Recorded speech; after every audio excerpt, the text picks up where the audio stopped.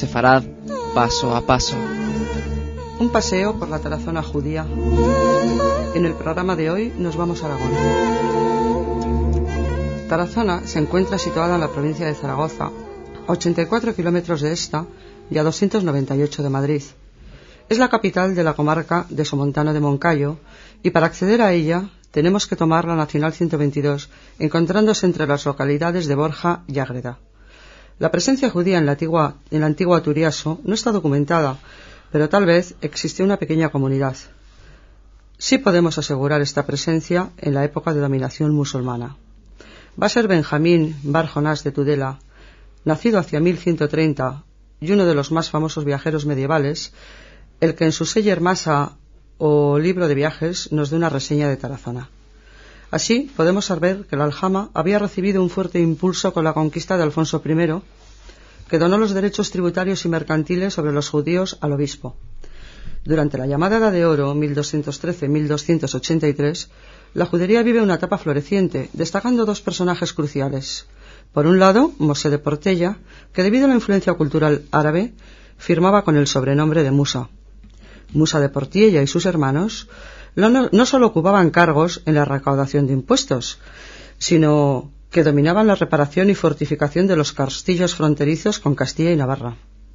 Pero además, el propio Musa administraba los bienes de los obispados, los castillos e incluso los bienes de los nobles.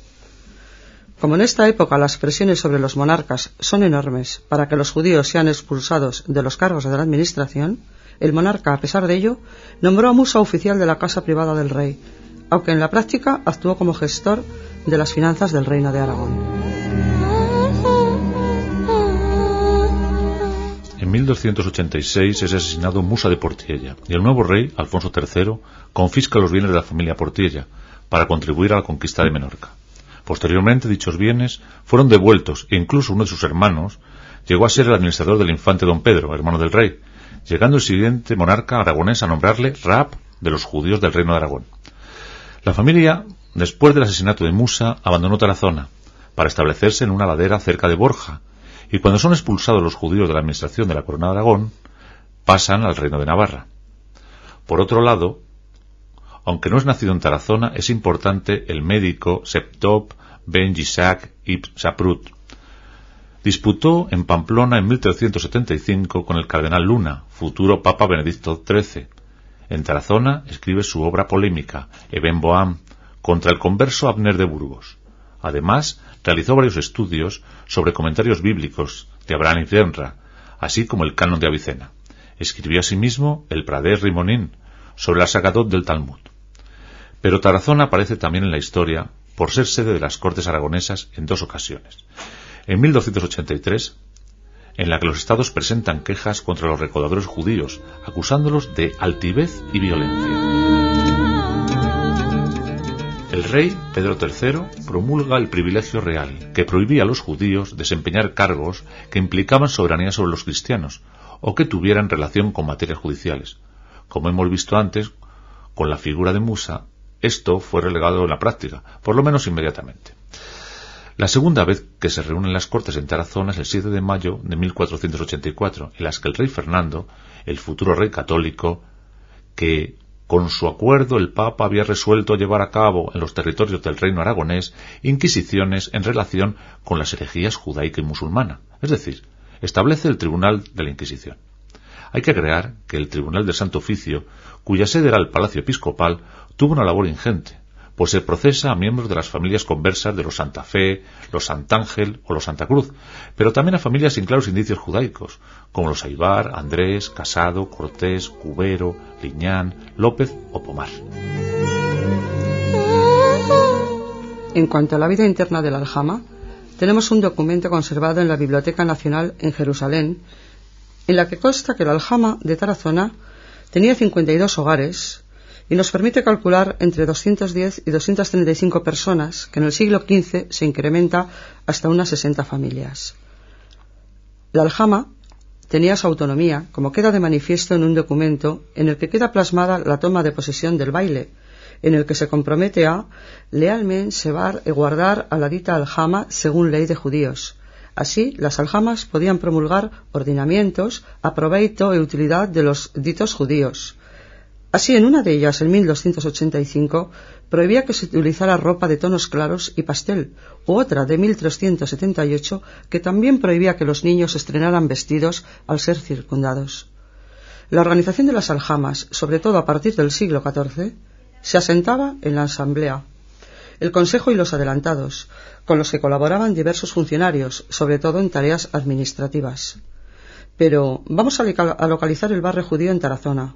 En realidad, podemos decir que hay dos barrios, uno llamado Judería Vieja y otro Judería Nueva. Comencemos por la Judería Vieja. El nombre se empieza a utilizar a partir del siglo XV, pues en la Edad Media en esta zona eran denominados Jodaría o hebreísmo y se debe a contraposición con la Nueva. Se asentaba esta judería a los pies del castillo de la Azuda, fortaleza musulmana que después de la Reconquista pasa a manos cristianas. Ocupaba un espacio descendente que incluiría las calles de Los Aires, Judería, Rúa Alta, Rúa Baja y su prolongación en la Plaza de los Arcedianos. Como se ve, la idea de nombrar las calles en la Edad Media responde a hechos prácticos y culturales, mientras que en siglos posteriores se viene a nombrar las calles con acontecimientos o personajes sobresalientes. Como todas las juderías, tiene una serie de puertas que la aislaba del exterior. Así, la puerta de la Plaza Nueva, en las inmediaciones de la Plaza de España, la Porticiella, que se ubicaría en la calle Rúa Alta, en la zona próxima a la antigua Morería, y la puerta debajo de la Azuda, también en la Rúa Alta, enfrente del Centro de Estudios Turiasonenses. Es de destacar que en la construcción de estas calles se cumplió con lo que se establece en el Tratado Baba Batra, que se establecía que si uno construye un muro frente a la ventana de su prójimo, ha de guardar siempre 4 codos para no fisgonear al vecino y no le prive de la luz. Hay que explicar que el codo aproximadamente equivale a 45 centímetros. En las construcciones que se conservan, podemos observar cómo las fachadas exteriores son muy sencillas, teniendo acceso a las viviendas a través de un patio interior vecinal. La calle Judería sería donde vivían los artesanos más modestos, mientras que en la Rúa Alta vivirían los sectores más acomodados, pues según nos indican documentos de la época, pagaban el triple de rentas al aseo, propietaria de la mayoría de las fincas urbanas de la zona. En cuanto a la ubicación de la sinagoga o sinagogas, hay un documento fechado en 1410 que nos habla de una sinagoga mayor y otra más modesta. En la actualidad se tiene localizada una posible sinagoga en la Rúa Alta de Becker, que consta de una nave orientada hacia Jerusalén, cubierta de madera a doble vertiente y a la que se accede por un patio, uno de cuyos arcos está cegado. Se conservan las ventanas que iluminaban la sala, pero en la actualidad también están cegadas. En la parte superior dispone de una galería llamada Sinoga das Mulleres. He de destacar que la vivienda anexa perteneció a la familia de los Casanate, que eran conversos emparentados con los Santángel, en cuyo patio interior existen unos capiteles que para algunos representan una menorá. En la Plaza de los Arcedianos tiene su sede la Asociación de Amigos de la Cultura Judía de Tarazona, Mosé de Portiella, en la que se ha puesto en funcionamiento un centro de interpretación de la vida judía en Aragón, con unos interesantísimos paneles explicativos sobre la historia del pueblo judío, el ciclo de la vida, festividades y celebraciones, así como un memorial con los apellidos de los que habitaron allí durante la Baja Edad Media. En cuanto a la Judería Nueva, su primera certificación se remonta al año 1440 y parece que tiene su origen en la necesidad de alejar del centro de la población cierto tipo de trabajos que eran insalubres, tales como las curtidurías.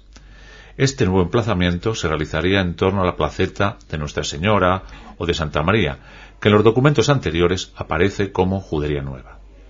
Hay que decir que es la época de la segregación forzosa, cosa que se lograba con una puerta de doble cierre que se conoce como Arco de Santa María y que se sitúa en el último tramo de la calle Madorrán.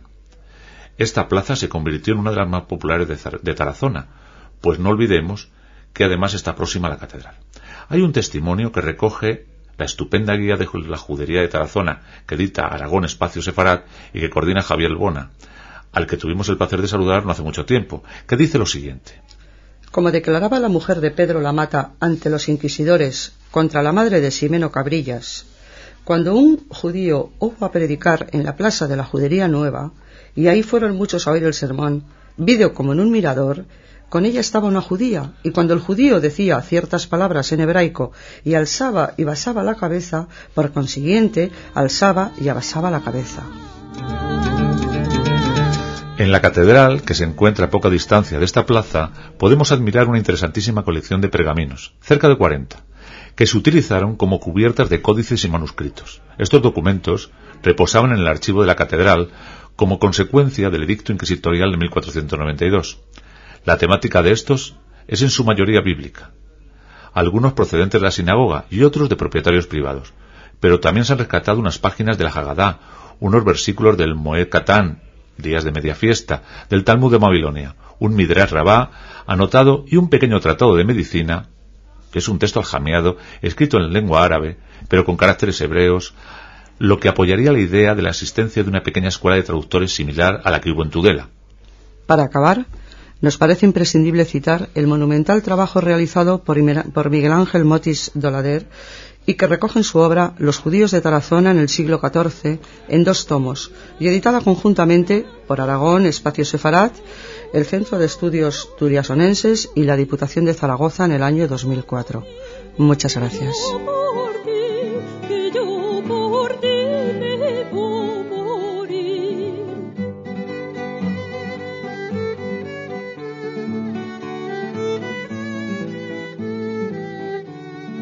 Hermosa sos querida.